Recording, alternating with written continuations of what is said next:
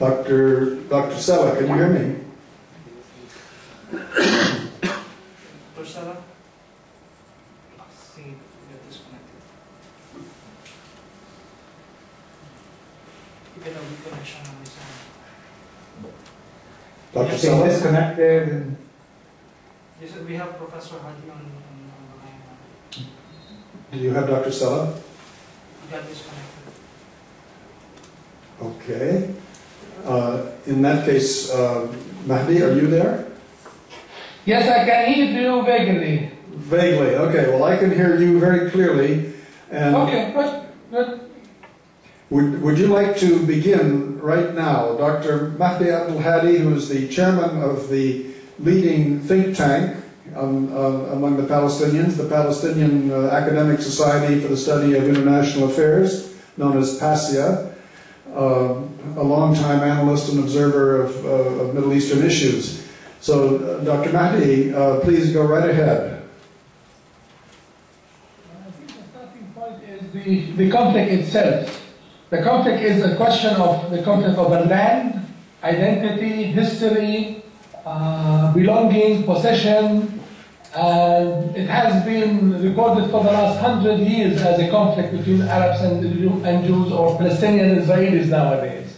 But we reach a point after over 100 years, mainly 6 years of our Nakba, our catastrophe since 1948, and 42 years of the Israeli occupation of West Bank, Gaza, and East Jerusalem, and more than 6,000 Palestinian Israeli prisoners with all the hardship Palestinian has been facing and challenging. Today, Palestinians are going to the United Nations to reconfirm and ask again for a recognition of a Palestinian self-determination for a statehood, based on the partition plan of 1947, which has never been implemented up till today, or based on 242, United Nations Security Council resolution, which means occupied territories should be freed from occupation and Palestinians should enjoy their independence. There is a consensus among Palestinians, whether we are talking about faction, mainly Fatah or Hamas, or independent personalities, or people in the diaspora, or mainly Palestinian refugee camps, that the PLO has been embodiment of our national aspiration. The PLO is the representative of all Palestinians. The PPLO has been a government, a provisional government, since the declaration of independence in 1988 in Algeria, and since the Palestinian Intifada in 87-88. Today, the Palestinians are telling the Israelis, it's time for you to wake up and to realize the two-state solution cannot be any more valid or possible to implement as long as you are maintaining occupation, as long as you are moving more than 500,000 settlers to the West Bank, as long as you are practicing the apartheid system on Palestinians, namely the apartheid wall separation, which has been like a sharp knife cutting our flesh, or settlement and colonies, or religious fundamentalists are asking the settlers to poison the water and chop the trees and to kill the Palestinians. Israel today is a divided society. 2 million Russians, 2 million religious, and 1 million secular who believe that they are part of Europe, and 1.5 Palestinians. Yet next door to them there is 3.5 million Palestinians on the West Bank and Gaza demanding freedom, independence, self-determination. Palestinians tried all tools of resistance, all tools of negotiations, all tools of United Nations resolution, with the stubbornness and closed mind of the Israeli government, continuous government of Israel. They claiming might is a priority, and by force they want to control and contain the Palestinians, and they will continue denying the Palestinian right for independence, freedom, self-determination, or even ownership of their own land. I belong to a family which goes back to 7th century in Palestine. Most of our property has been confiscated in the Galilee, in Jaffa, in Haifa, and nowadays in Jenin and Nablus and Jerusalem.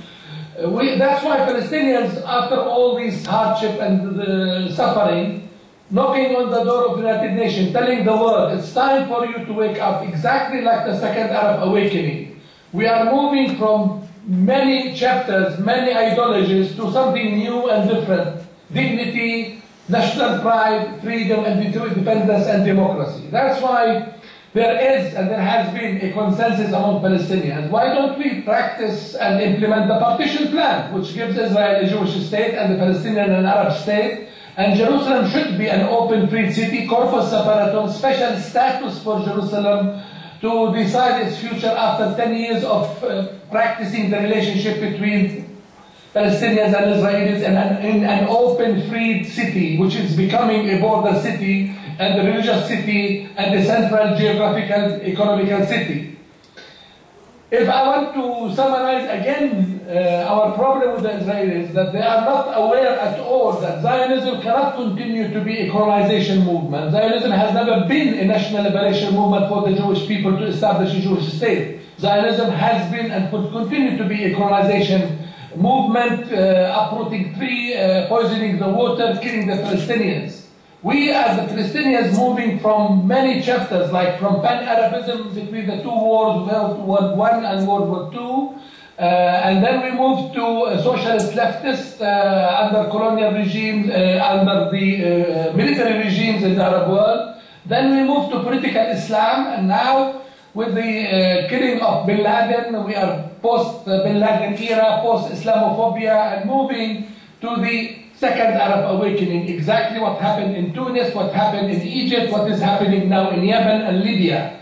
The Second Arab Awakening is for citizenship, for equality, for justice, for my right in my homeland, for ending the rule of dictatorship and regimes. And now it's time for the Israelis to realize it's time for them to end colonization, to end Zionism, and to think post-Zionism era, to think of sharing and equality and justice. And maybe these voices in Tel Aviv today and tomorrow, with the social and economical crisis demanding equal justice, might be a window to open the mind and the brain of Israeli rulers and regimes.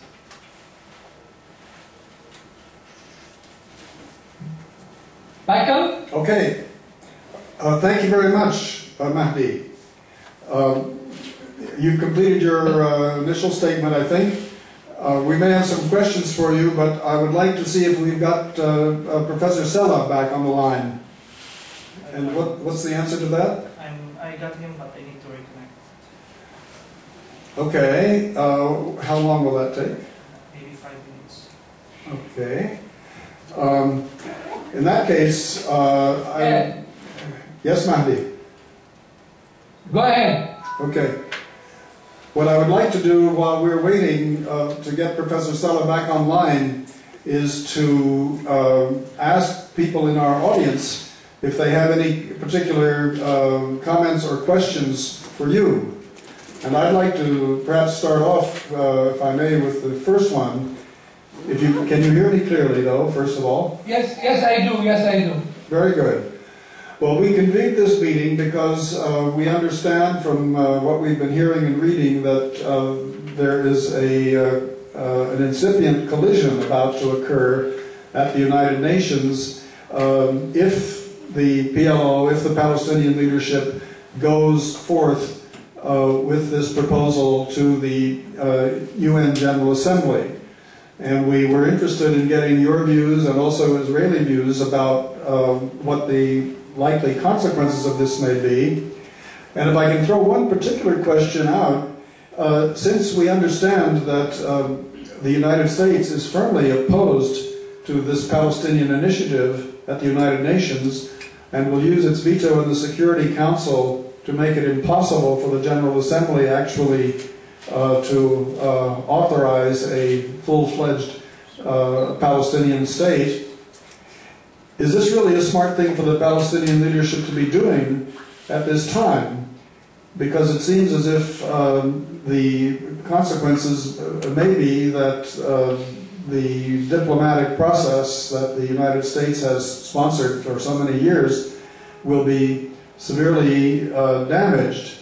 And if the United States is forced to veto the Palestinian initiative, will that not create serious problems for all concerned? Well, let me simplify it for you. Okay. We are going through 3 stages. Stage number 1, we are knocking on the door of the United Nations in September, asking those countries to tell us and to tell the world where do they stand on this conflict. Is it time for the Palestinians to have their own independent, sovereign state and practice sovereignty on their land, with Jerusalem as capital and solution to the refugees question? We reach today more than 122 countries did recognize Palestine as independent state, but never practice this or translate this to reality on the ground in terms of sovereignty because of the occupation. The bid for the UN is to tell them whether we can reach 2/3 of the majority of United Nations recognizing the Palestine state on the West Bank, Gaza Strip with East Jerusalem, the occupied territories of 1967. And along this line, since we cannot translate this to reality on the ground, immediately we have to ask for international forces to protect us and to separate us from the occupying forces and to end this colonization process. And if this is not happening as well, so we have to ask for an international conference. All this process, the 3 stages at the UN, is to internationalize the conflict, because the negotiation has been closed for many years, because Netanyahu is not interested in recognizing a Palestinian state or ending occupation or ending settlement or freezing, changing the status quo on the ground in Jerusalem. And it is to expose the Israeli atrocities and apartheid system to the world and tell them you cannot deal with the Palestinian in a separate situation because of the Jewish question. You did succeed between the 2 wars in moving the Jewish question to Palestine. You did succeed in establishing an Israel state on a Palestinian territory, on a Palestinian homeland. And now it's time to tell Israel state where do they stand in terms of borders, in terms of citizenship, in terms of city of Jerusalem, in terms of these people under occupation. Of course, if we succeed in this process, we have to knock on the door of the Security Council, and definitely the messages has been coming from Washington. There will be a veto. Fine. This is will expose Obama administration. Where do they stand on their ethics and values and principles? Where do they stand when they are going to defend the people of Libya to liberate themselves from a dictatorship, or ending atrocities in Yemen or Bahrain? Where do they stand on this second Arab awakening? Palestinians are part of the second Arab awakening, and the Palestinians are demanding citizenship, freedom, democracy, independence, equal justice like any other people in the world. Of course, between the 2 stages, United Nations Security Council and the UN National Assembly, we will be mobilizing the whole world towards where is Palestine in your heart and mind and ethics and values.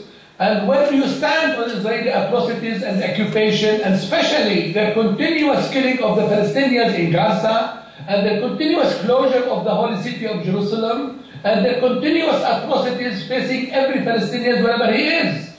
It's time for the world to wake up on these issues, because we tried negotiation for the last 10 years unsuccessfully, even under the umbrella of the Quartet, which is Russia, United Nations, Europe, and the US. And the Quartet admitted publicly many times that we met all the conditions to deliver a Palestinian state, while the Israelis continuous violating not only international law, not only all the agreement, but in particular the Quartet conditions to free settlement and to open Jerusalem and to end atrocities and to free Palestinians. Okay, thank you very much. We hear you loud and clear. And now we actually can see, if I'm not mistaken, Dr. Hamsela. Are you there? Yes, please. Yes. Let me first of all welcome you, Dr. Sela, to this seminar here in Singapore. We can see you, and I hope in a minute we will hear you. I want just to let the audience know that who you are. You're the Ephraim and Shirley Diamond, you hold the Ephraim and Shirley Diamond Chair in International Relations, and you're the director of the Leonard Davis Institute for International Relations at the Hebrew University, a very well-respected scholar, and I hope that having introduced you I'm afraid, quite inadequately. We will now see if we can hear you. We just lost your picture, but I hope we can hear your voice. So please go ahead.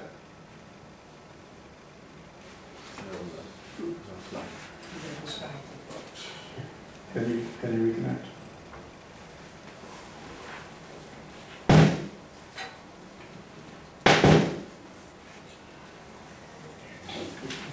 We'll just reconnect his voice.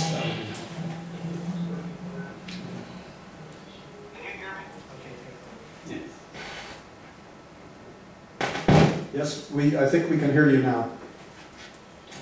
Okay, so let's skip the video. At least I can hear you, and I hope you can hear me. Yes, we can. We can hear you loud and clear. Please go ahead. Let me say a few words. I'm sorry, but the line is continually disconnected. We can hear you very clearly here. Okay. The Palestinian initiative seems to be clearly the result of the ongoing stalemate in the Oslo process or peace process or whatever we want to call it. I want to refer primarily to where the Israeli government and society stand with regard to the Palestinian initiative. We have to first remember that there is a major gap between the level of international legitimacy and support that the Palestinians enjoy with regard to their aspiration for statehood and for self-determination on the one hand, and the situation on the ground, which has been going on and developing and changing for the last 44 years, since 1967. Israel continues to occupy, control, and for every purpose and practicality, Israel is the government, even in those areas where Palestinians are supposed to have semi-sovereignty, namely self-governance. At the same time, Israel continues with policies that have never actually stopped since 1967, namely the settlement policy and the incorporation of Jerusalem as a part and parcel of the Israeli state. At the same time, we have to remember that the Israeli state, the Israeli society has been retreating from the support that we saw in the 90s of the peace process due to the Intifada, and even after the Intifada stopped, and during the last years, the level of security is quite good with regard to Palestinian attacks or terrorist attacks on Israel. The Israeli society is aloof, indifferent to what's going on beyond the fence. People feel secure, and they are not bothered with the terrorist threat. From the viewpoint of the government, I think the last two governments or three governments felt quite comfortable with the situation of the Palestinians. Namely the division between Hamas and Fatah, which in 2007 got a geographical confirmation by the takeover of Hamas of the Gaza Strip, and actually the disconnection between the two leaderships ever since. So on the Israeli side, it's very easy to say there is no partner, because even if we get to an agreement with the Palestinian Authority or the PLO, it would be meaningless as long as Hamas is there and in opposition to not only the very negotiations and peace process, but also to any fulfillment of a possible agreement that might be reached between the two parties. So in response to the Palestinian initiative, Personally, I think, and I can explain it later, I think that this is an opportunity for the State of Israel rather than a burden or a threat, as was defined by the Defense Minister Barak as the upcoming tsunami. But unfortunately, the Israeli government and the Israeli society are not only taking advantage of the convenience of the stability or relative stability and security, they don't want to go into any decision that might threaten the coalition government, which is based on two major right-wing parties, namely Israel Beitenu, led by Lieberman, and Shas, led by Minister Yishai.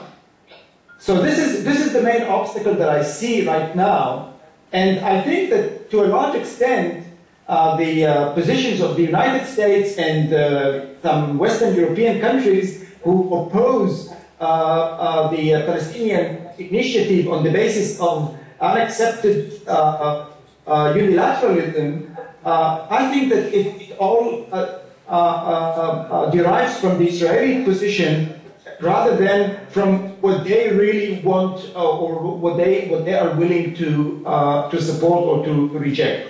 So had Israel been different in its position towards this initiative, and had it seen the advantages in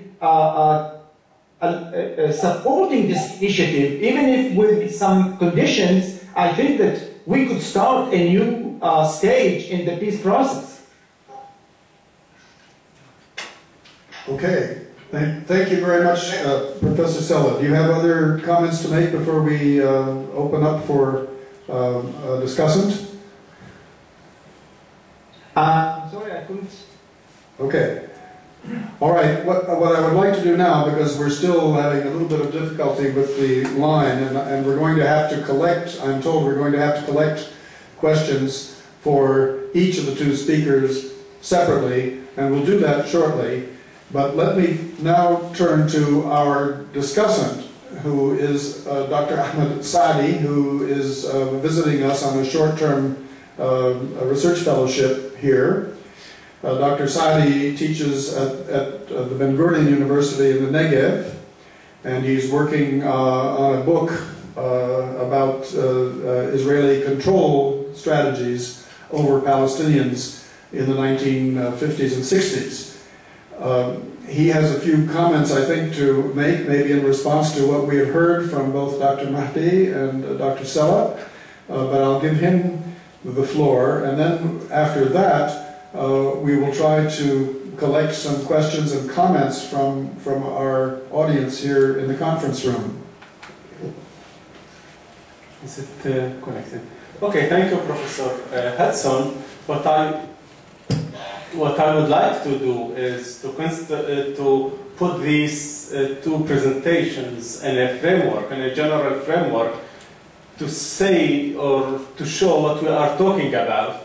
And I prepared a PowerPoint presentation, and after that presentation probably I shall say a couple of points. Could we? Okay, thank you. Could we show it, sir? In fact, this is the land that we are talking about. This is Israel. And when we are talking about going to the United Nations, it's about recognition of Palestinian state. We are only talking about the West Bank on the yellow one, and it is 20% of historical Palestine. Therefore, when we are talking about two-state solution, we are not talking about a division to have. We are, in fact, all what we are talking about is the West Bank, which is there. And we should keep this in mind. Gaza, in fact, Israel withdrew from Gaza in 2005, and the only issue for negotiations is the West Bank, and now we shall, all the maps that we shall see later relate only to the West Bank, to that yellow part. Well, this is the West Bank, and this is the West Bank is, in fact, there are the status of the West Bank, in fact, there are three categories, category A, B, and C, where A there is a full Palestinian authority, B, Israeli security authority and Palestinian civilian authority, and C, which is the blue one, is under Israeli authority. Area C is about 55% of the West Bank. This is to say that 55% of the West Bank, Area C, under Israeli direct control. The other point that I would like to say about this map, that the Israeli settlements were beside the 67 borders and in the Jordan Valley. And it's very important to look at these things. The other thing that we should look at this map is the Jerusalem. And in fact, Jerusalem, where are the borders of Jerusalem? We see that Jerusalem is already becoming very close to Jericho. These are the settlements, and when we are talking about a Palestinian state and settlements and so on, we should keep this kind of distribution, spatial distribution of the settlements in mind. Well, this is unofficially planned by Mr. Ariel Sharon. It's unofficial, never declared, but some people disclosed this map, including a professor of geography at Haifa University, Arnon Sofer. And according to this map, there is, in fact, we see the wall that Israel, the separation wall that Israel is building with the blue line. The green line is the 67 borders. But according to this map, Israel will build another fence. Israel will confiscate a strip of 20 to 30 kilometers and build another fence. Eventually, the Palestinians will have 2 or 3 general areas: the north and west side of the West Bank, the south, and Jericho up there. Okay. Well, this is Olmert, the final map that Olmert proposed. It was Abu Mazen said he never received this map officially, but this is map that Mr. Olmert proposed. And according to this map, Israel would confiscate 6.8% of the West Bank and give the Palestinians 5.3%. The red areas is what Israel will give the Palestinians. For the blue areas, and again, Jerusalem, we see the, and these blue areas which Israel will eventually include within its borders.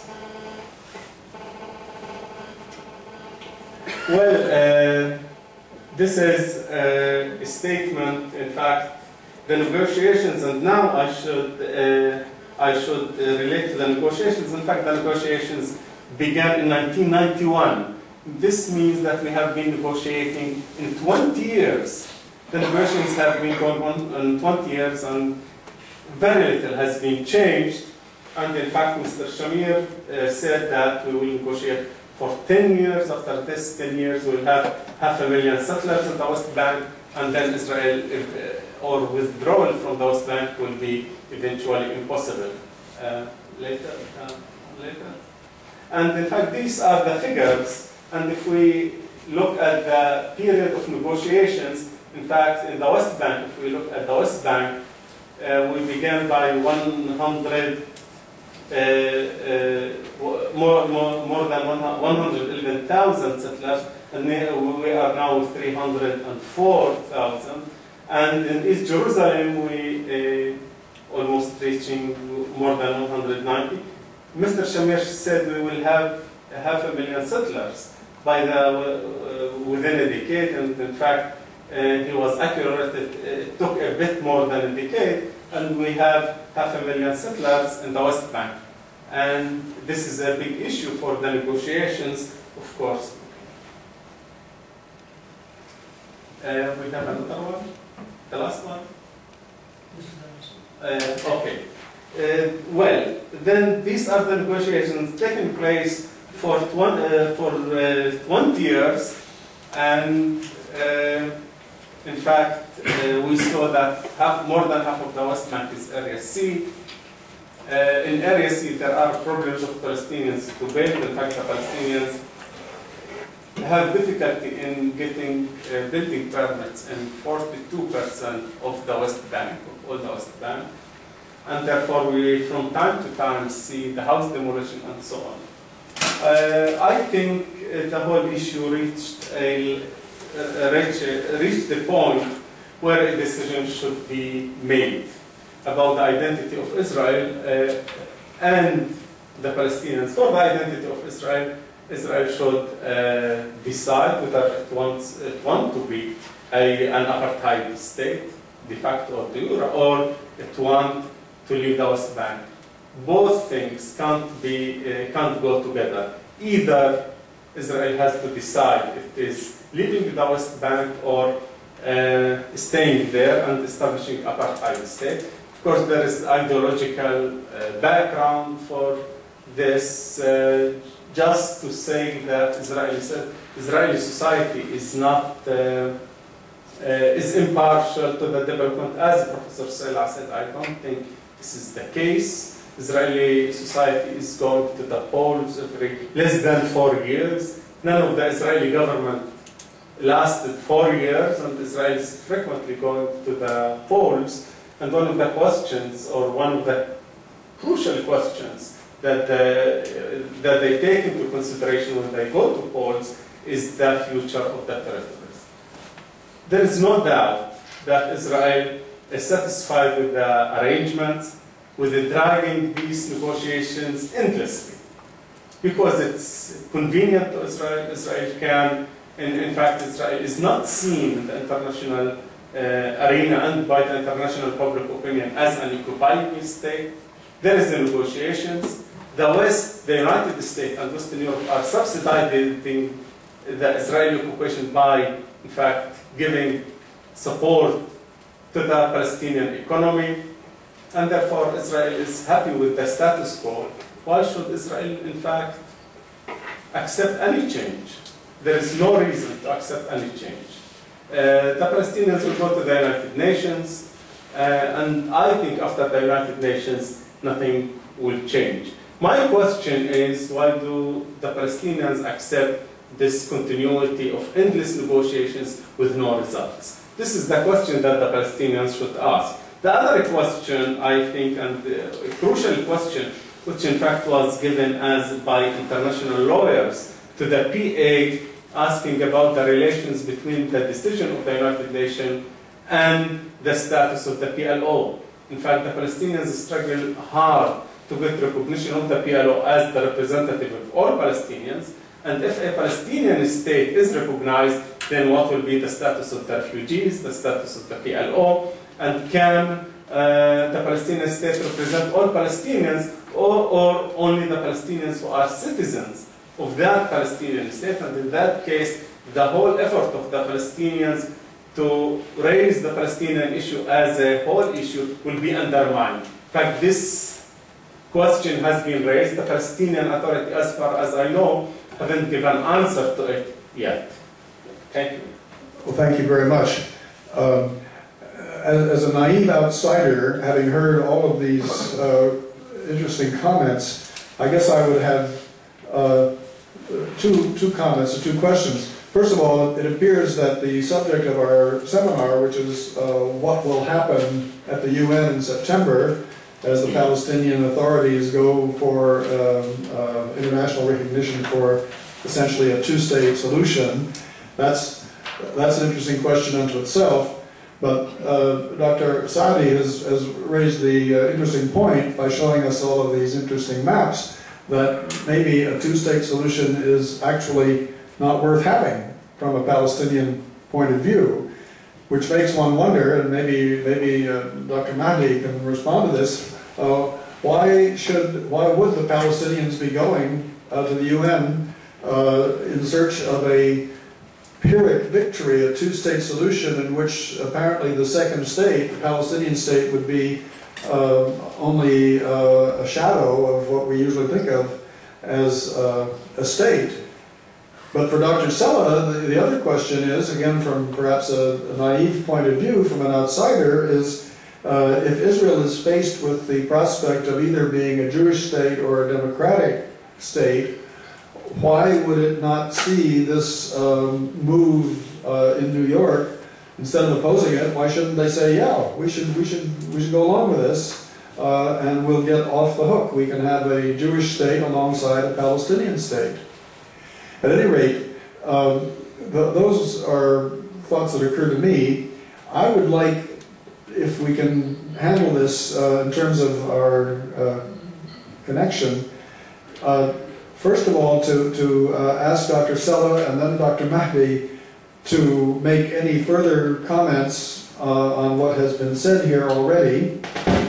I'd like you to make them brief if possible, because then I would like to open it up for questions here in the audience.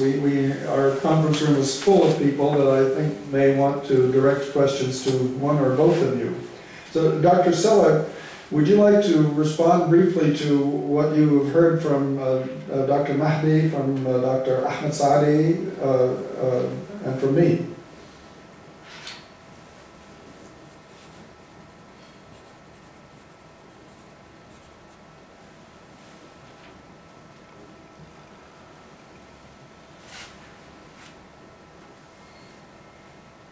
Did you get it? Can you hear me? Yes, now we can hear you. We just got you. Go ahead, please. I'm not sure I fully understood the question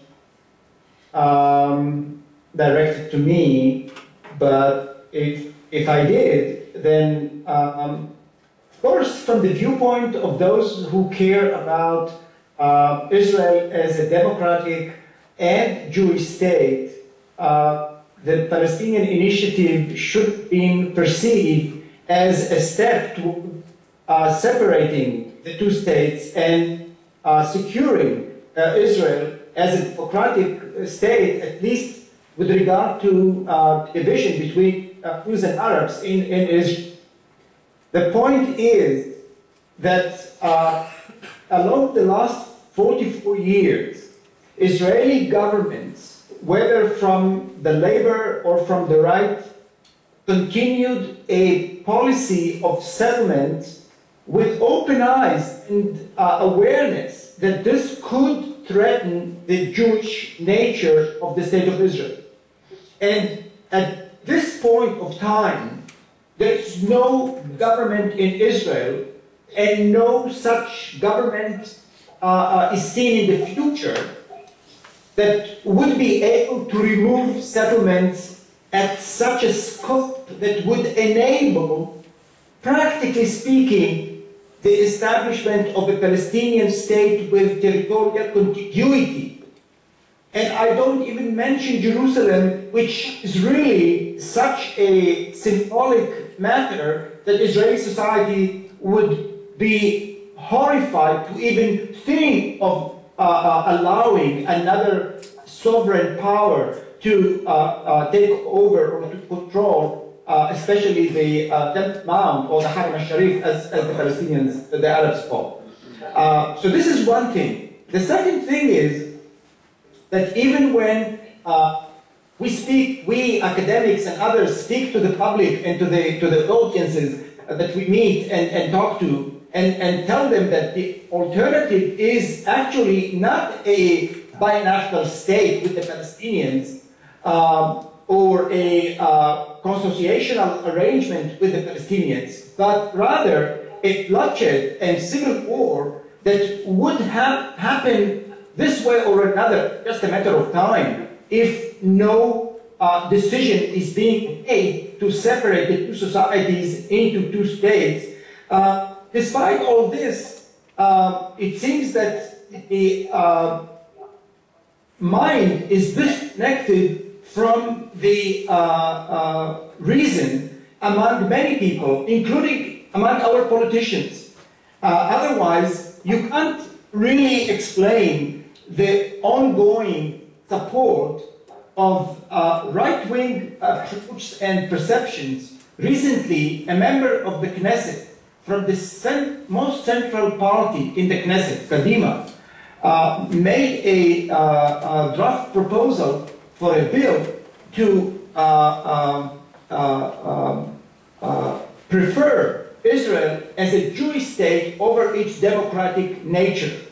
This comes after a series of legislations, of new laws that seem to be very defensive and especially against Israeli Arab citizens and the threat that they represent, quote unquote, for many Israelis in terms of either demographic context or in terms of the Jewishness of the state of Israel. So at this point, at this moment, what I would like to really emphasize is that in a way you can say that the Israeli society and the Israeli government are marching towards the abyss without noticing that they are very, very close to it, and they might fall down and simply crash without the ability of going back and reverse their policies. Thank you very much. We not only heard you clearly, but we could see you, and we're thankful for that. Dr. Mahdi, are you still with us? Hello? Dr. Mahdi, are you there? Dr. Mahdi? I can hear you, you cannot hear me? Yes. Yeah, okay, we're talking to each other here. That's really good. I don't know whether you heard the question that I wanted to sort of send in your direction, which is whether the move to go to the international community through the UN in pursuit of the two-state solution doesn't really perhaps sabotage larger Palestinian interests, since, of course, as you know, most Palestinians don't live in the West Bank, they're somewhere else. And besides, given the nature of the West Bank and the settlements that Dr. Sella has told us could, for political reasons, could hardly be removed by the Israeli government, is this a battle that you really want to win? Well, the question is not black and white. We are still in the gray area. Let's look at it as the component of this kind of thing. Can you hear me? We can hear you and we can see you now for the first time. Nice to see you. Well, the component. Number one, the US. If Mr. Obama has been asking the Israelis not to change the status quo of Jerusalem and not to create facts on the ground, and the Israelis said no. If the quartet, the United Nations, Russia, and Europe, as well as the United States, are asking the Israelis to freeze settlement, and Israel said no. And then the whole world at the United Nations said atrocities, closure of Gaza, and killing people should be stopped, and Israel said no.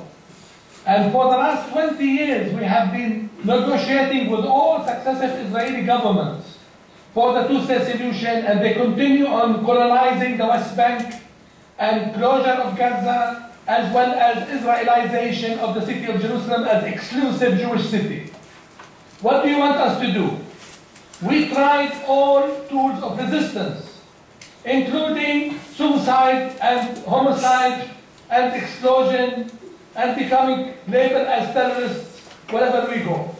And now we come to the world and to the Israelis to tell them we could not melt in Israel, we could not melt in the Arab world. We have identity, we have history, we have culture, we have this homeland, we have this belonging, and nobody's going to take it from us for the last 100 years. Tell us, what shall we do?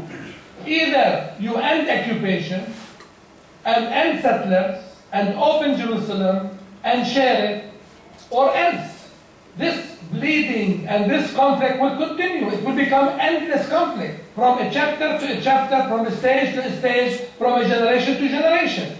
Israelis today are living a denial position, completely denial position. They don't want to we did recognize them. We accepted Israel on 78% of our homeland. What is left for us? 22%. And this 22% now is 40% controlled by Israel, or 60% controlled by Israel. And what we are telling them, either you open your heart and mind to reality, to justice, to equality, to human nature, and share it, or this will continue. It is an endless conflict. Now, they will go back always to say security. Security is becoming a sacred cow for the Israelis.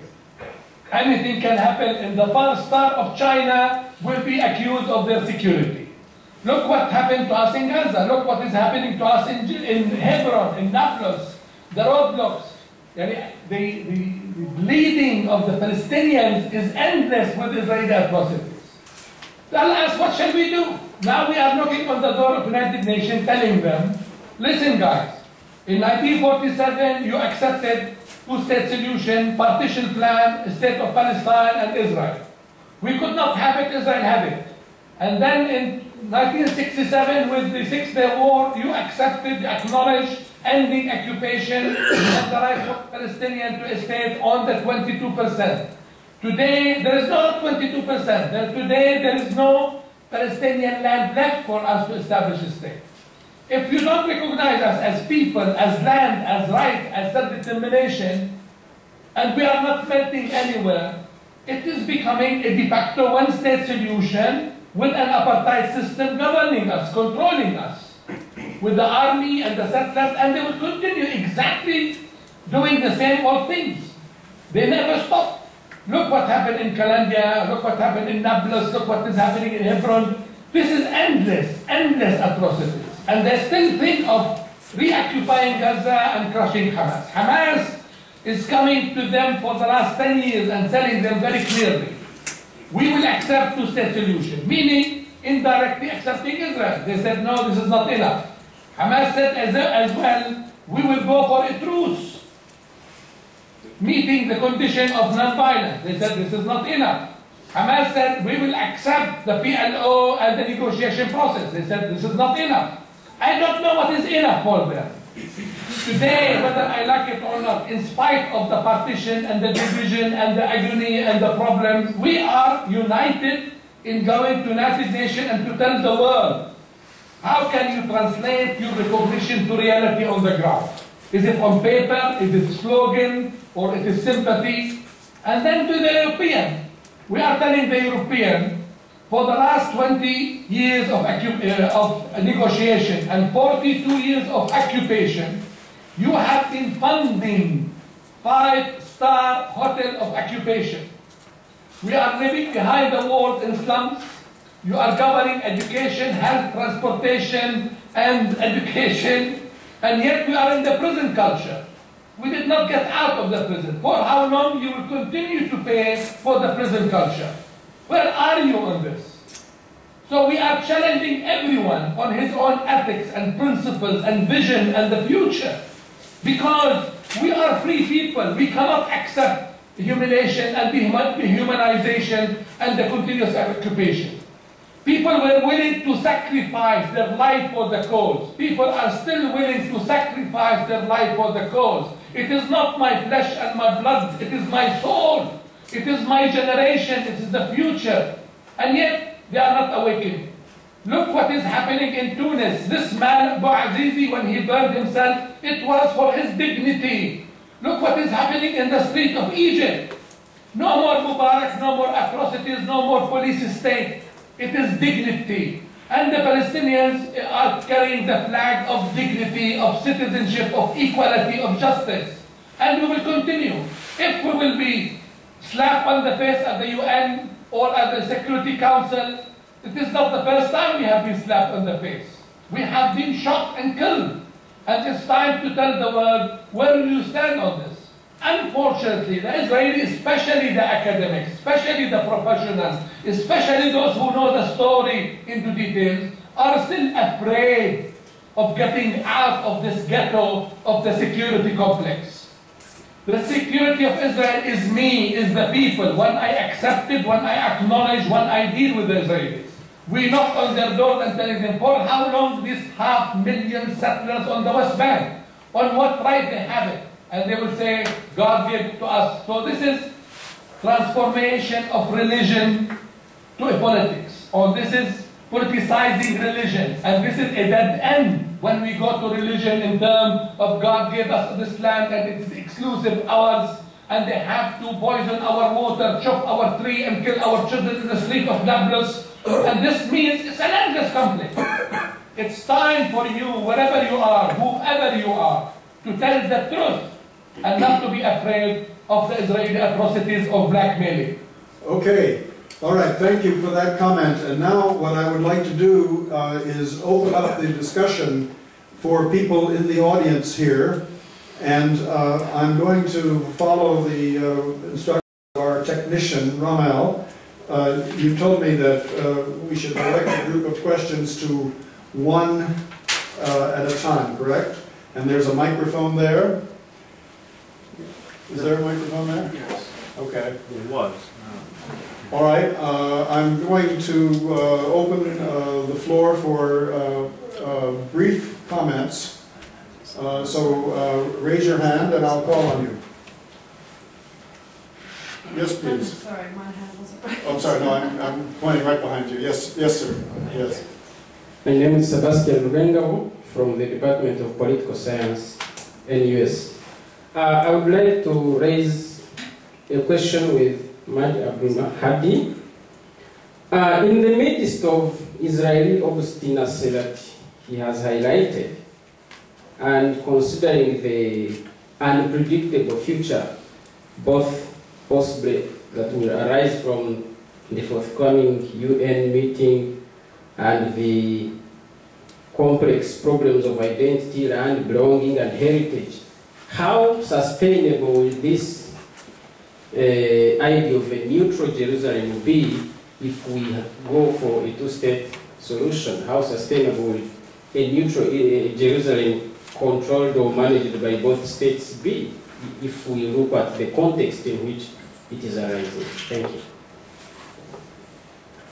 Okay, Dr. Mahdi, did you hear that? Could you respond, please? I did not understand the question at all. I could not hear it very well. Can you summarize it to me in 2 words? Can you Thank you. summarize? The sustainability of a neutral Jerusalem in the context of the two-state solution. You're asking about Jerusalem. Yes. Right. Jerusalem. According to the partition plan of 1947, it is supposed to be corpus separatum, special status for Jerusalem, which means east and west, including the old holy city of Jerusalem. Unfortunately, with 1948 confrontation, the two military generals, Dayan from Israel, Abdullah Tal from Jordan, marked the separation and the partition where their forces were. West Jerusalem became under Israeli control. Arab Jerusalem, East Jerusalem became under Arab control. Now, East Jerusalem is 6.5 square kilometers. West Jerusalem is 59 square kilometers. And West Jerusalem, 40% of its land and property is Muslim, it's Palestinians, it's Christian, it's Arabs.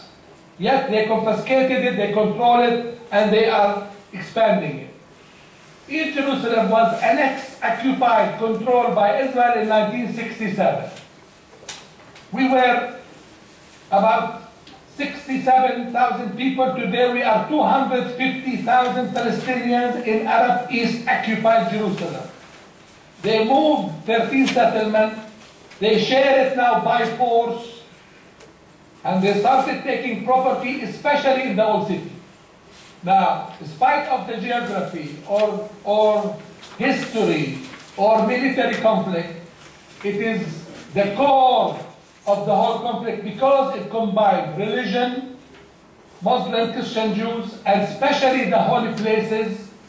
And now, if I have to tell you the honest truth about it, 19 years of having Arab rules in Jerusalem, East Jerusalem, no Israeli officials ever asked to visit the old city or to enter the holy sites.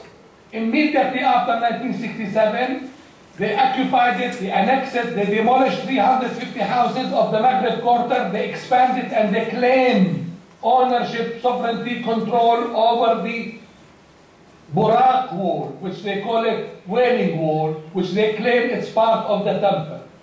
Now we go back to other question of religious issue about the temple. Was there a temple? Wasn't there a temple? Who destroyed the temple? Where is the temple? And they have been digging for the last 42 years underneath of the old city of Jerusalem, and there was no temple and no ruins and nothing. Yet they claim it has been there, and now they created a new environment for Silwan area and call it City of David, and they will claim ownership over that site. And they are in full control. Believe it or not, in Ramadan, in the holy fasting months of Ramadan, we were denied in the early morning to pray in the mosque. On Fridays, the doors were closed in the face of Muslims, not allowing it. And they want to copy the same episode of Hebron Mosque, where they are controlling it 100% to apply it in Jerusalem. Yes, believe it or not, people came to Jerusalem. 300,000 people were praying in the evening of Laylat al-Qadr in the holy city of Jerusalem against Israeli will, against Israeli forces. Mahdi, could I interrupt for a moment, because there are other people that want to ask questions, and our time, unfortunately, is limited.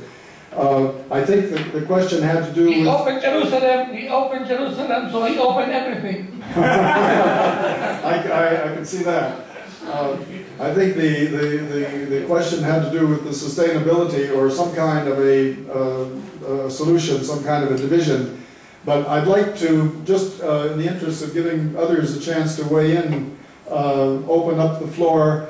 Can we switch to Dr. Sella, or is that a problem, Ramel? Okay, let me just, in the interest of balance, ask if there is a question for Dr. Sella, and we'll try to bring him in, and then we'll come back and forth. I apologize for the awkwardness of the connection, but I'd like to give both of our speakers a chance to speak. So, I want to ask a question to Dr. Sella. Do you have a question to Dr. Sella? Please do. And I'll ask you to keep it brief, please. First of all, my name is Michal. I'm the Deputy Chief of Mission at the Israeli Embassy here in Singapore. And I want to say that I'm speaking right now with very mixed emotions. On the one hand, I really don't want to be a part of this event today, and I just want to leave. I'm happy that a lot of you are laughing from some of the things that are more amusing with this panel, but I really want to tell you that I feel like crying. It's funny, Professor Hudson, that you're saying that in the interest of balance, we'll direct the next question to Professor Hudson, to Professor Sella, because I feel that even though the titles of, the countries that are in this panel are varied, the opinions that are brought forth are all from the same side of the negotiation table. We have three very distinguished people here, all presenting a very one-sided, inaccurate situation of reality. And maybe even more hurtful is that two of them are Israeli scholars, if that's a definition that they're willing to accept upon themselves, only proving that, contrary to what somebody, I can't remember who, marked, Israeli scholars are not afraid to express their opinion, whether it is left side of the political map or right side of the political map. And just not to keep my remark and my question brief, just a few remarks with some of the inaccuracies that were mentioned just now. One of the questions to all panelists is with the question of recognition. The partition plan here, 48, was mentioned a few times. Different parts of recent history and more older history of the conflict was mentioned, and it was mixed at all times with the question of going to the United Nations. And maybe I will try to separate between the two and leave history for a certain discussion and leave the issue of the United Nations and upcoming September, which is, as I understand, the topic of this discussion, as the core. So, because to try in the scope of this panel to talk about the whole conflict, all the different issues, who recognized who when, who is recognizing who now, just on that remark, at the moment there was never recognition from Hamas and from the PLO of the right of the Jewish people to have their nation in Israel. But there was a recognition of a two-state solution as the only solution possible from the Israeli government. It was said upon the podium at the American Congress, 2011, by Benjamin Netanyahu, two-state solution is the only solution that we see now. We recognize the two-state solution as the valid solution, but we need to negotiate the core issues. So until now, I did not hear Hamas or PLO saying similar things, but since we are talking about September, the question I think that is upcoming in September is not a question of normative question. What should be? Where should be the support? It's a question of a reality. So going to the United Nations to express support for the Palestinian right is not the same as going to the United Nations and recognizing an existing state. It is a question of facts. On the one hand, is there a state de facto? Is there a Palestinian state with all the requirements of the international law of what a state needs to have? And it's a different question whether the Palestinians have the right for self-determination in the state. And I'm a government employee, and I'm telling you, yes, the Israeli government realizes that the Palestinian people have the right for self-determination and their own state. So that is not the question coming September. It is not the question that's going to be online with all the, with the voting. The question is whether they have reached the point where they already have a state. And it's just a matter of international recognition. And with that question, the answer is not yet.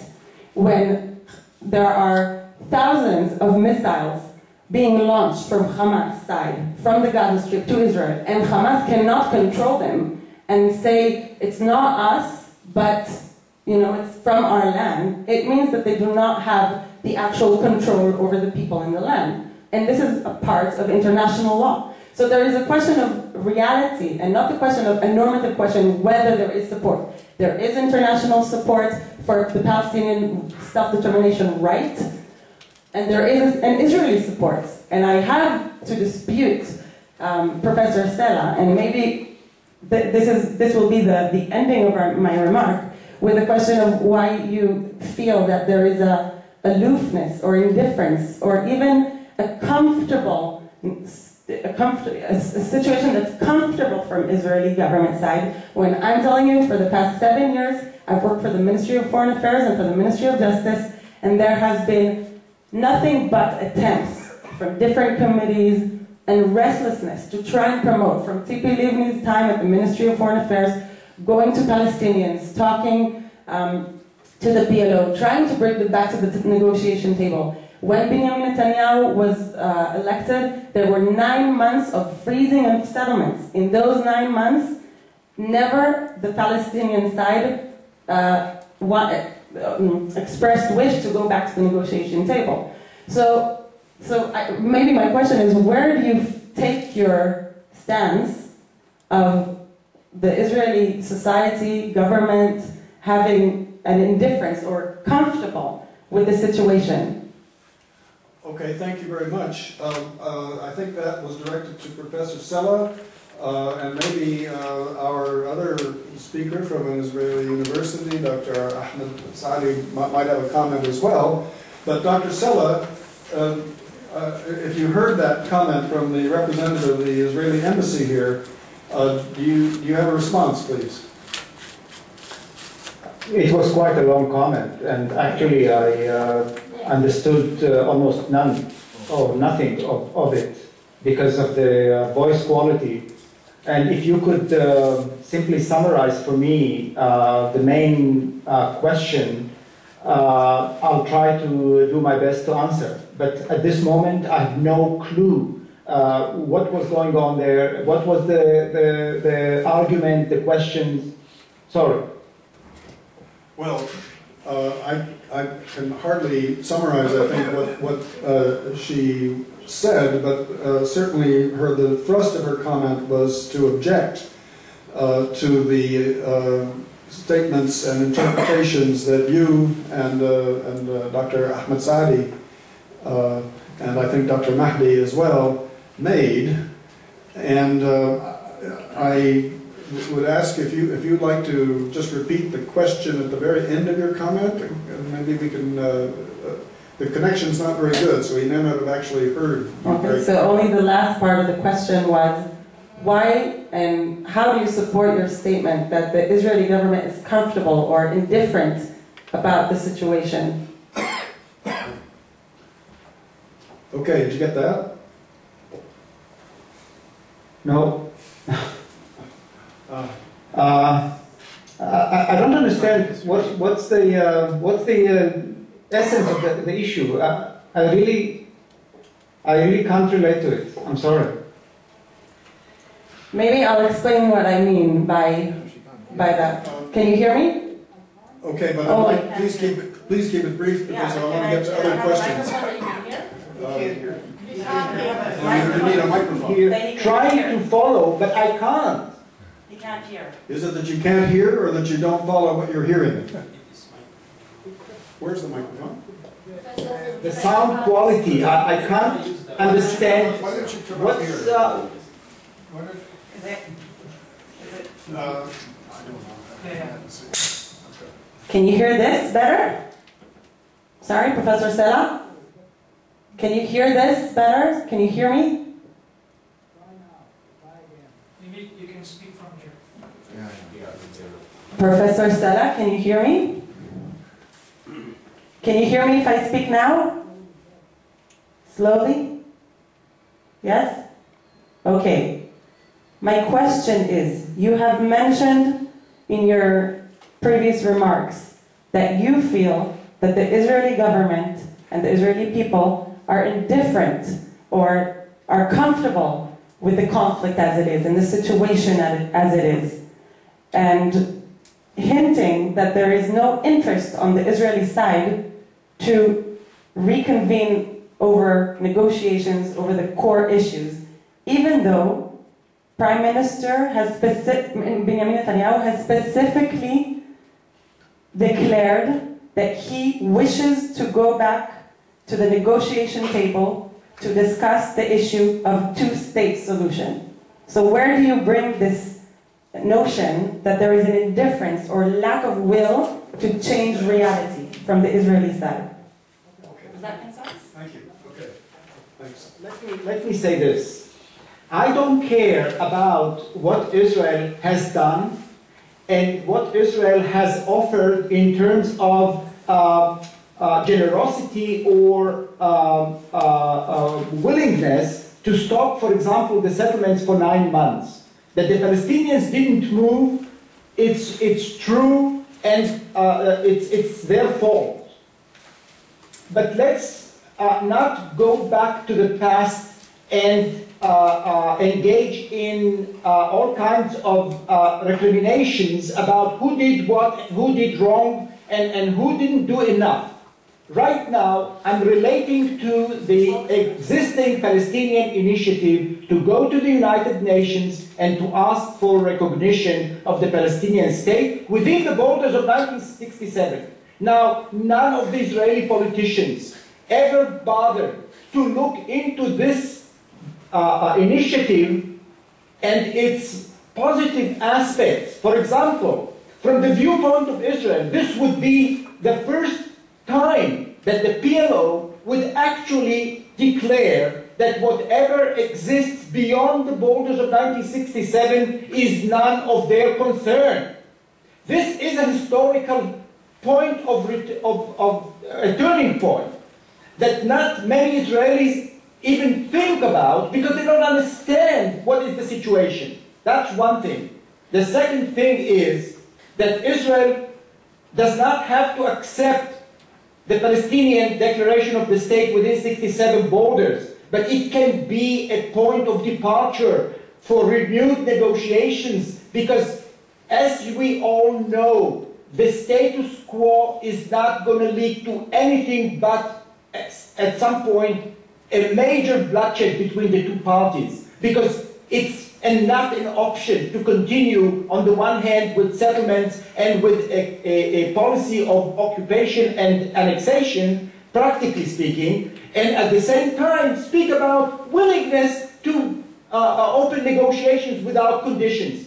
The conditions are there. The conditions are on the ground. Israel continues with the policy that the Palestinian leadership, which has also its own opposition, cannot deal with.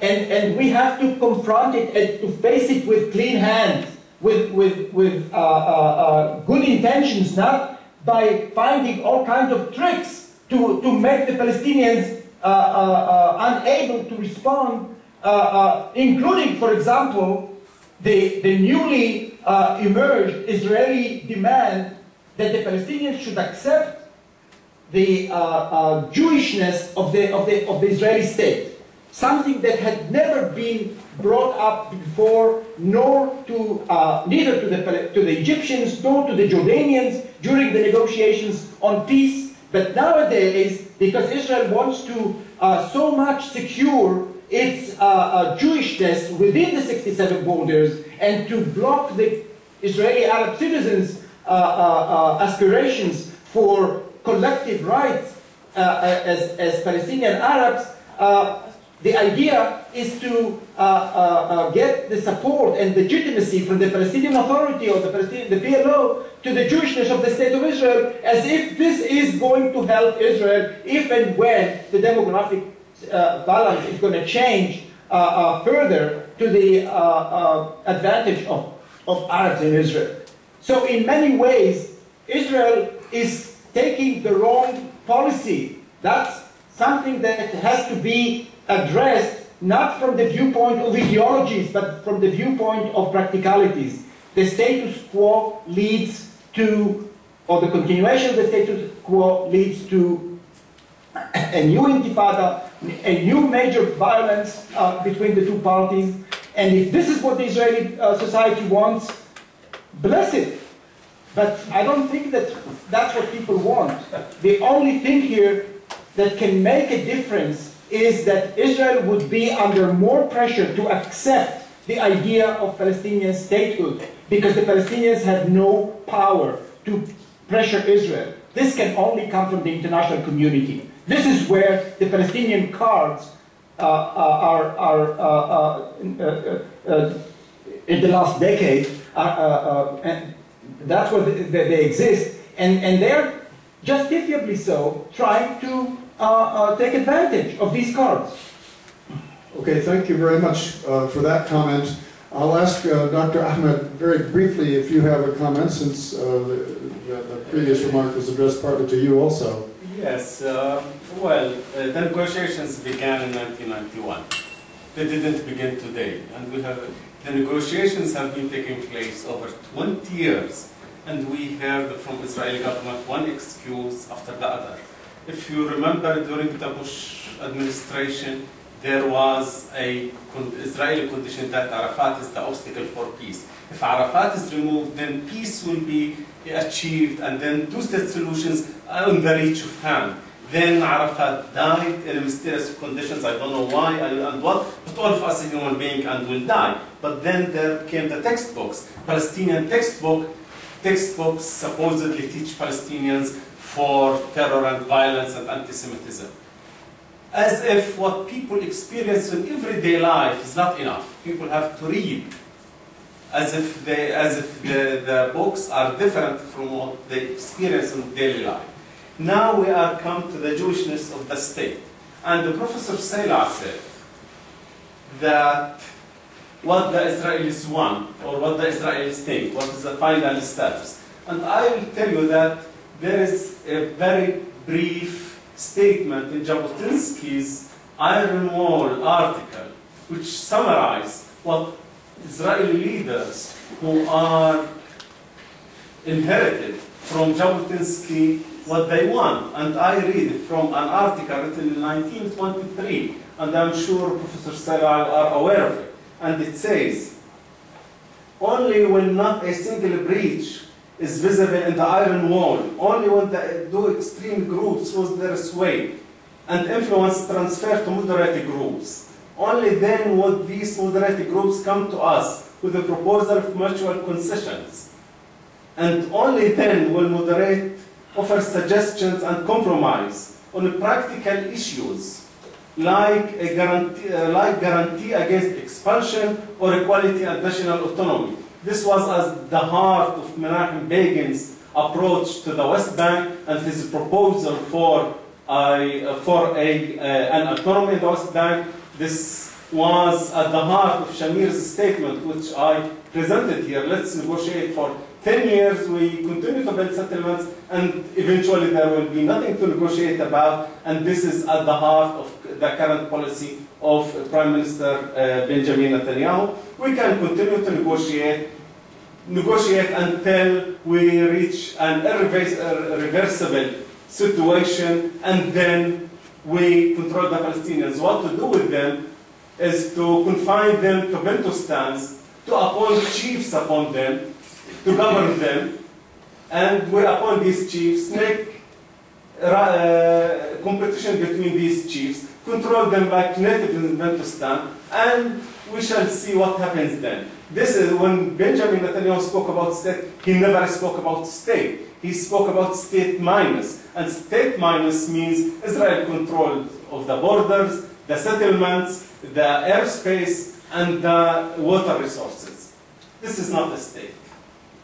This is the word state without actually being a state. This is just, to put it bluntly, this is a trick. Okay, thank you for that. Now, I'd like to open up the floor again for comments or questions from our Singaporean audience. And I'd like, I'll take them addressed to anybody, but if there's one addressed to Professor Mahdi, we could go back to him because he's been very patient. And here's a hand being raised over here. Just please identify yourself for our speakers, and then make your comment, your brief comment or your question, please. Okay, I am Ang Sin Hock. I'm from the business sector. I'm a Singaporean. My question is to Professor Hadi. It is like this. Is there presently a universally recognized country or state named Palestine? If not, what are the two names of the two states in the two-state solution? No, Professor Hadi. Mahdi. Professor Mahdi. Okay, Mahdi, did you hear that question?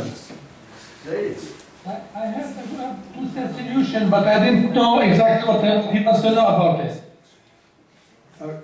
You want to know about what the name? No, okay, I want to know whether there is presently a universally recognized country or state named Palestine. That's what they're seeking. Can I answer?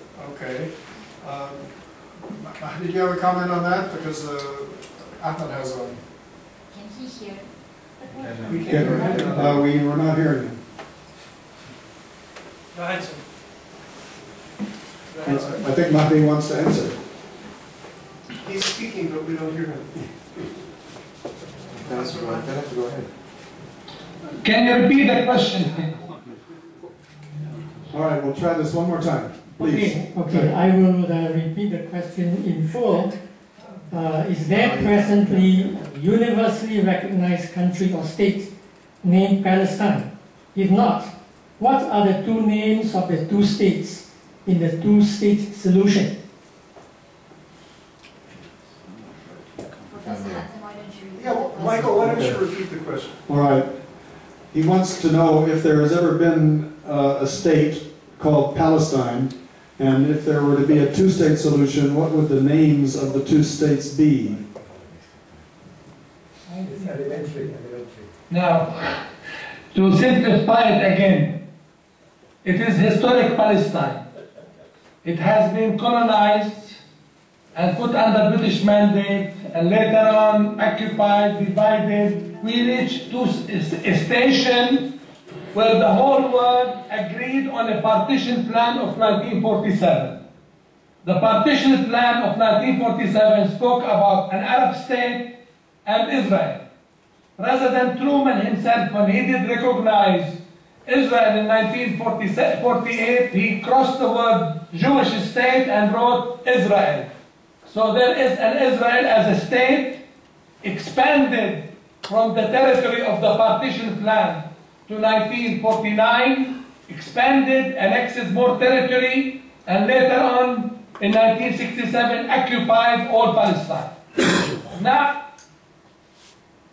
with resistance, with negotiation, with many initiatives, we reached a station of Oslo where Palestinians accepted, acknowledged Israel, and Israel recognized PLO as representative of the Palestinians, and we went for 22 years of negotiations.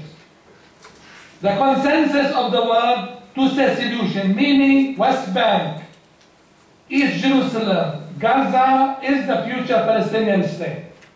Now, today the Palestinians are making, according to Abraham Selah analysis, another historical concession. We are not talking about partition plan of 47. We are not talking about truce borders line of 1949. We are talking about 1967 lines. We claim it is a Palestine state. It is land, people, government, and rights. For the last 20 years, we established institutions. We have a government, and we are not about 8 million Palestinians in the occupied territories as well as in the diaspora.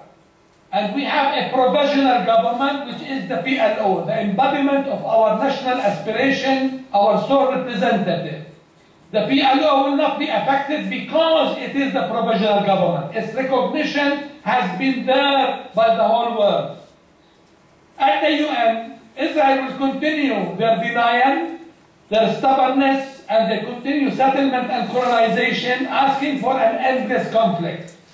We are telling the world, do recognize a Palestinian state, democratic, sovereign state, on the West Bank, Gaza and East Jerusalem, and allow us to practice our sovereignty, meaning ending military occupation.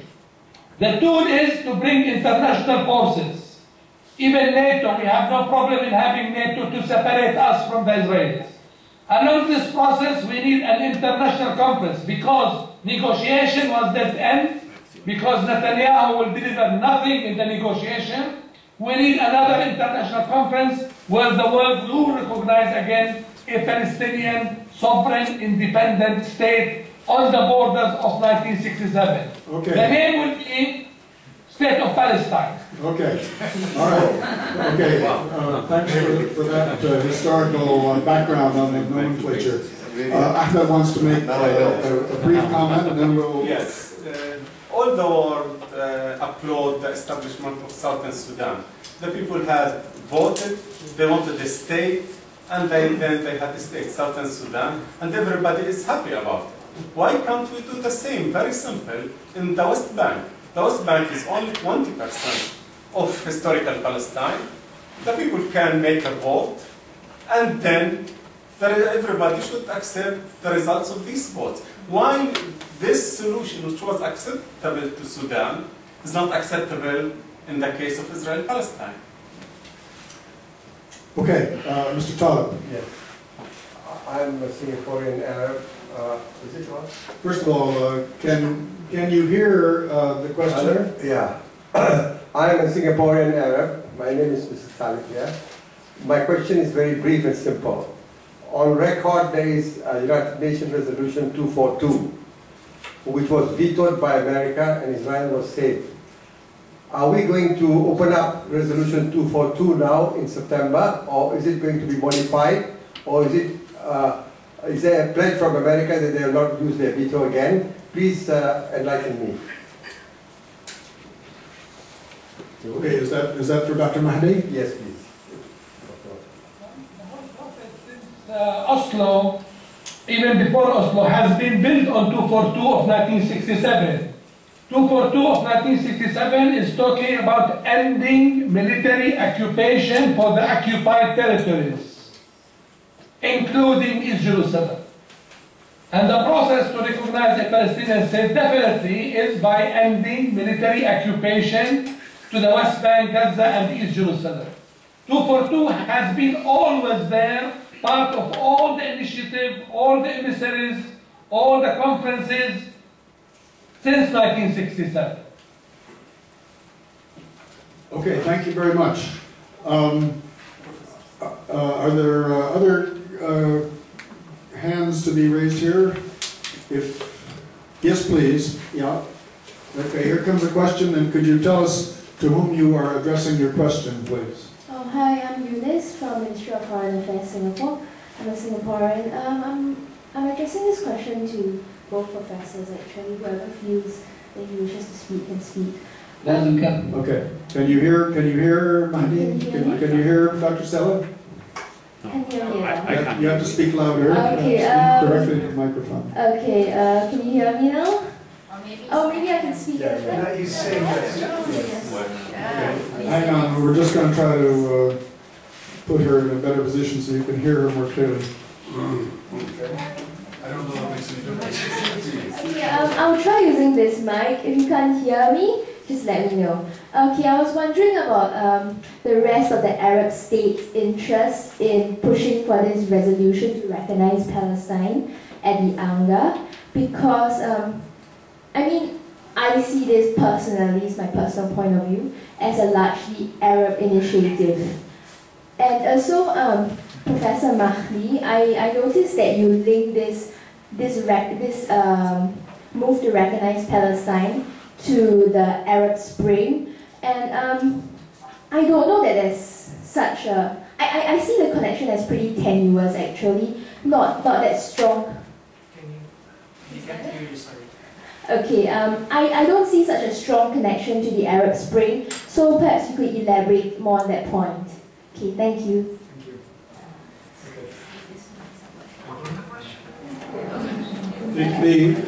The question, and it's for both Dr. Mahdi and Dr. Sella, is to what extent really is the move here in Palestine related to the Arab Spring? Who's going to start the answers? Sorry? Who will answer? Either one of them would be fine, actually. It's up to you. But Professor Mahdi mentioned the Arab Spring, so maybe he'll... Yes. Yeah. Okay. Mahdi, could you address that since you referred to the Arab Spring?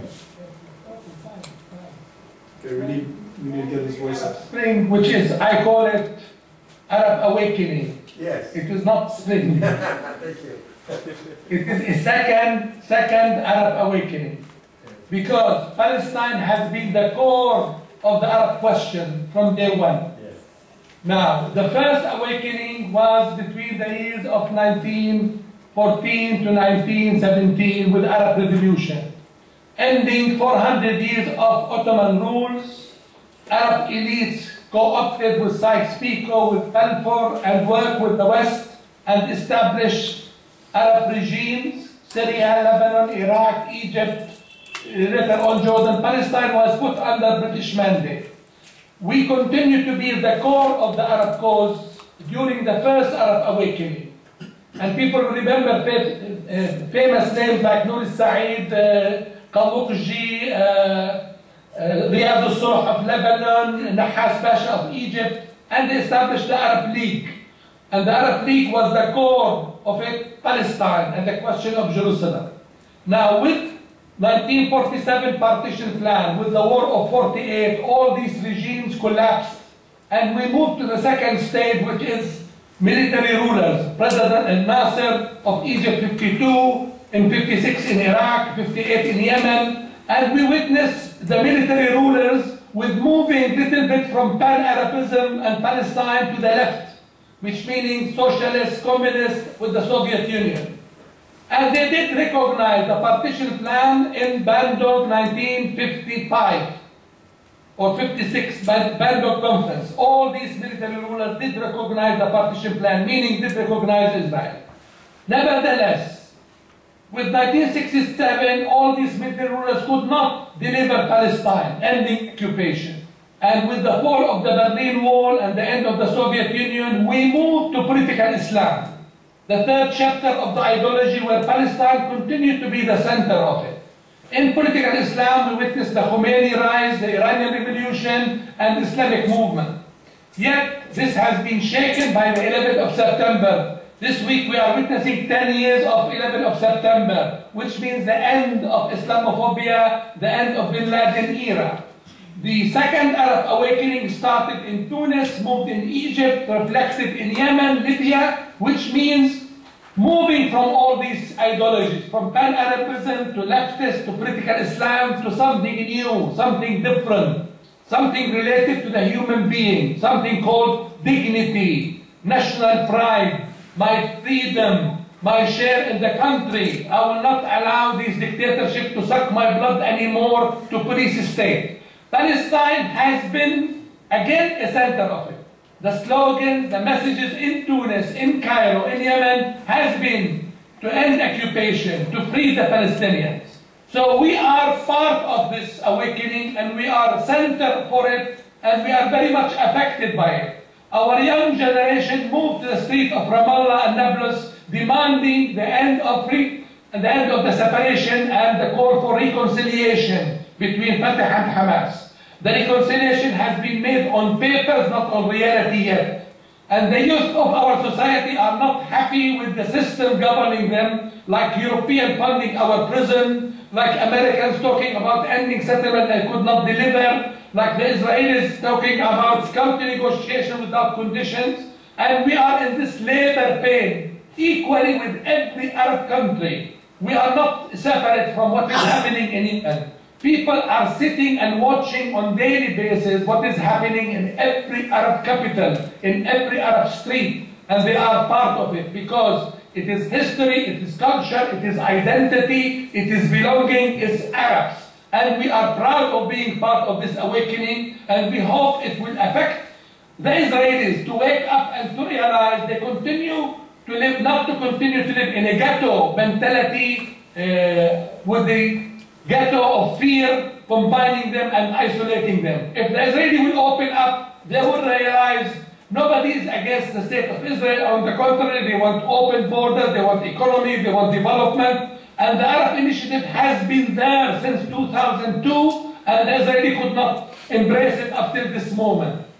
The Arab awakening is not Arab Spring, it is an awakening, it is for the future, and it is with no elites, with no political parties, and no with the West hijacking it like the old days. Okay, thank you for that. Now, time is beginning to run out. I think we might have time for one more question from our audience or comment, if there is one. Is there one? Yes, because I wanted to get back to you, Dr. Sella. But please go ahead and interrupt. Yes. Go ahead.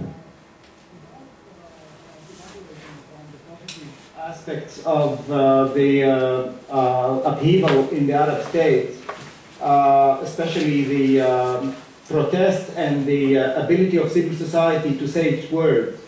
One has to look at it with regard to the Israeli-Palestinian conflict from a different angle, more practical, more realistic.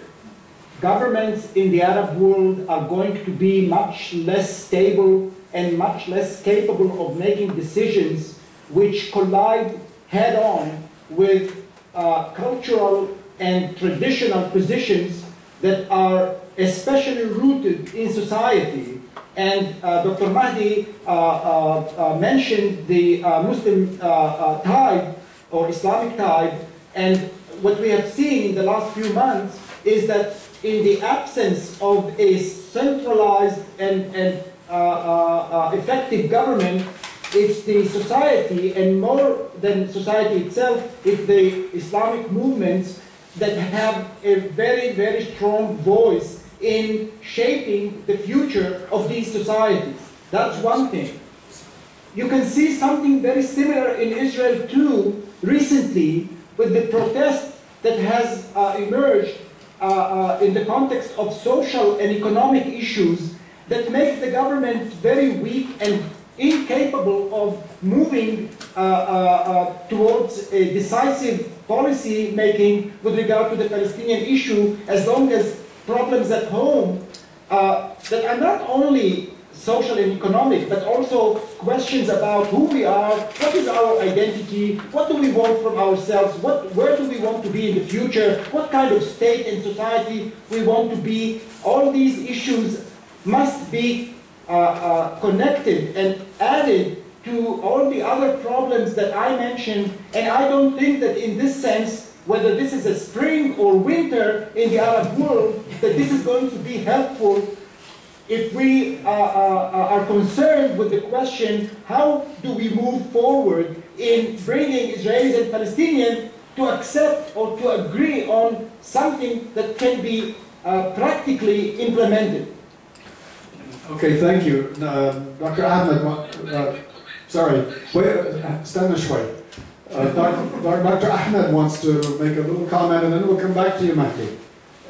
Yes, if we remember the Gulf War, which was in 1991 ended, and the liberation of Kuwait, President George Bush, the father, said that occupation is no longer acceptable as a viable solution in the end of the 20th century. And Israel the answer of the Israeli government, Benjamin Netanyahu at that time answered that we are ready to make peace with the Arab world when the Arab world democratize, because democracies don't go to war. And now that the Arab world is democratizing, what we are hearing now, that this will weaken the Arab governments. Are we dealing with arguments upon arguments, or are we ready to go with the clean hands and reach a compromise? This is the question. Okay, thank you. Mahdi, did you want to say something, please? In this second Arab awakening is the movement from political Islam and from socialist communists and from pan-Arabism to something new. If you remember with me Al-Azhar statement of a civil state, and for the first time the historical devolution in the Muslim Brotherhood movement in Egypt is talking about civil state and not religious state. It's affected as well as Hamas in the occupied territories in Palestine to speak about civil state and not religious state. And that's why we look seriously about this later pain in evolution in Arab society among all political parties, including the Islamicists, who are agreeing, accepting a civil state and not religious state. And this is a lesson to the Israelis, not to speak about Jewish state and not to speak about ethnic state, but to speak about civil state where every citizen is equal. Okay, thank you. Now we're coming up on the hour. If there is one last question or comment from our audience, and I don't see a hand. Oh yes, I do see a hand. Yes, please. It's all yours. Take the microphone here and speak loudly and clearly directly into it. And identify yourself, please. Good afternoon, my name is Hannah, and I think this question can be both for Professor Mahdi or Professor Sila. I guess my question, I'll try to make it brief. In growing isolation from the international world for Israel, I mean, you can see a growing sort of critique on their foreign policies and in terms of this conflict. In a possible scenario that 2/3 of the UN Council actually votes to recognize the Palestinian state, and the Israel state exactly will not agree to this decision, what will happen to Israel after that? Do you know of any plans of the Israel government on changing the status quo? And how long can the Israel government actually survive in shrinking global support for them? Thank you. Okay. Mahdi, would you like to respond? And then Dr. Sella? No? I didn't understand a word. She was asking what will happen both on the Palestinian side and on the Israeli side after a vote at the United Nations in which 2/3 of the members of the General Assembly vote in favor of recognizing a Palestinian state. What happens after that, and in particular, what might the Israeli government do in light of what will seem to be shrinking international support for Israel? On the ground, as far as I notice, Israelis are preparing a military campaign, preparing the settlers to take arms in their hands and to control the roads and the West Bank more, and to have the law in their hands. This is in the Israeli papers. I'm quoting what is written today in Haaretz and many Israeli media sources, that Israel government is to empower and to militarize the settlers more and more to control the West Bank. The second thing is the continuous closure on Jerusalem, exclusive closure on Jerusalem. And the third one is definitely the continuous military incursion on Gaza. This is a scenario spoken and written by the Israelis' sources. Whether they are going to implement it or not, yet to be seen. On the second level, Europe is very divided on recognizing a state of Palestine, and we have to see how many European countries is going to do so, especially if Spain and France are moving to that direction, and how much they can translate the recognition to reality on the ground, meaning to have international forces to separate Palestinians from the Israelis as a process to end occupation. Thirdly, Palestinians themselves. Well, the PA or Abu Mazen has been asking for a civil movement, unarmed national resistance movement demonstration, but I don't see this mobilization is taking place. I see Palestinians in the street are still waiting to see what is going to happen in the international arena and how it will affect their relationship. Yet, we have to wait and see what reaction is going to come from the Arab countries. How Jordan is going to translate this in terms of borders, or Egypt in terms of Rafah crossing or Gaza crossing. The other element is definitely the continuous security coordination between the PA and the Israelis on the West Bank. Whether this is going to be stopped or developed or changed, or there will be a third umbrella to cooperate between the two. And finally is the question of what is the Israeli society doing with Netanyahu. If we cannot change Israel, we have to change Netanyahu. It's time for Netanyahu to step down and to look for a different or early election in Israel. Thank you. And Dr. Sella, could you please respond to that as well? And I will be giving you the last word. I think this will be the last comment. Can you hear me?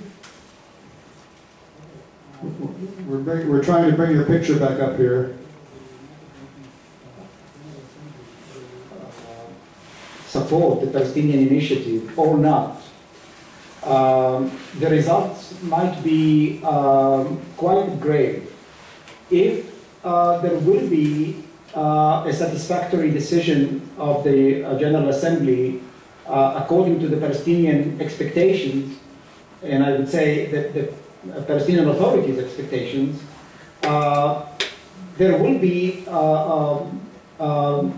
as a result, an expectation for changes on the ground, which might change the mood and the state of mind, not only of Palestinians, but also of Israelis, including the Israeli authorities, with regard to issues of movement, security, and so on and so forth. In other words, the level of anxiety / expectations of Israel and the Palestinians, respectively, would make the situation very difficult to manage without an Israeli political decision to at least accommodate the Palestinian expectation for changes on the ground. And at this moment, I can't see any Israeli government willing to do that. In the case of a failure of the Palestinian initiative, I'm afraid there will be a level of frustration among Palestinians, especially among Palestinian youth in the West Bank, that might lead to even unintended deterioration and violence as a result of this. Because we have to remember that at this moment, or in the last few years, there has been a situation of ethnic conflict within the area of the West Bank in terms of the close neighborhoods of Jews and Arabs, in terms of provocations initiated by Jewish settlers against Arab neighbors, even desecration of mosques, and attacks by Palestinians on Israeli settlers on the other hand. So the change, whether it's going to be in favor of the Palestinian initiative or against it, especially if there will be an American veto at the Security Council, I'm afraid we are heading to a much less secure and stable situation than the one we have become used to in the last 3 or 3.5 years. Thank you very much.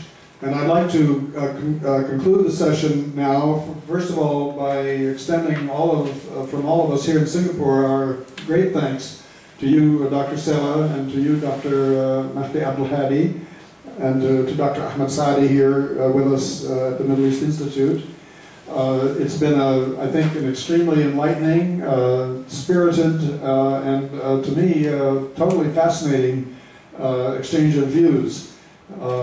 I think we all learned a lot from this, and we do appreciate your willingness to take the time to speak to us here. We really do appreciate it. So give them a round of applause.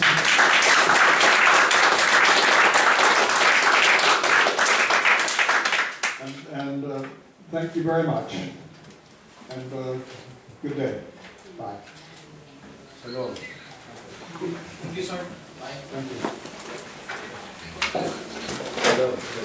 Thank you very much. Thank you very much.